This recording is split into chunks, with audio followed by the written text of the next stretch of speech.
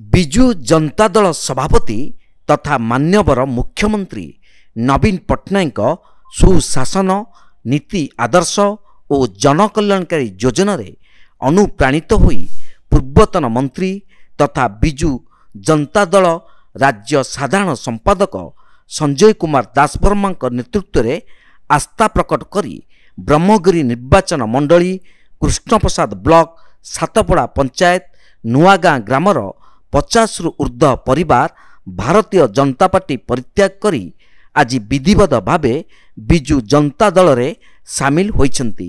ଏହି ମିଶ୍ରଣ ପର୍ବରେ ବରିଷ୍ଠ ନେତା ପ୍ରଫୁଲ୍ଲ ଜେନା, ସାତପଡ଼ା ପଞ୍ଚାୟତ ସଭାପତି ବାବୁଲି ଜେନା, ରାଜ୍ୟ ବିଜୁ ଯୁବ ଜନତା ଦଳର ଉପସଭାପତି ଜୟନ୍ତ କୁମାର ମହାନ୍ତି ଏବଂ ଯୁବନେତା ଜ୍ଞାନଚନ୍ଦ୍ର ପ୍ରଧାନ ପ୍ରମୁଖ ଉପସ୍ଥିତ ରହି ସେମାନଙ୍କୁ କୃଷ୍ଣପ୍ରସାଦ ବ୍ଲକ ବିଜୁ ଜନତା ଦଳକୁ ସ୍ୱାଗତ କରିଛନ୍ତି।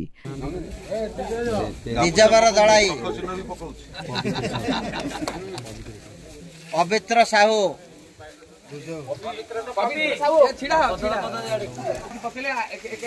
ଗୁଣ୍ଡ ମହାପାତ୍ର, ରମେଶ ପ୍ରଧାନ,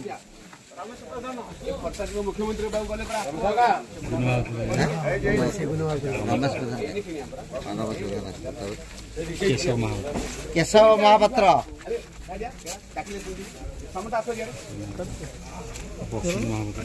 ବସନ୍ତ ମହାପାତ୍ର।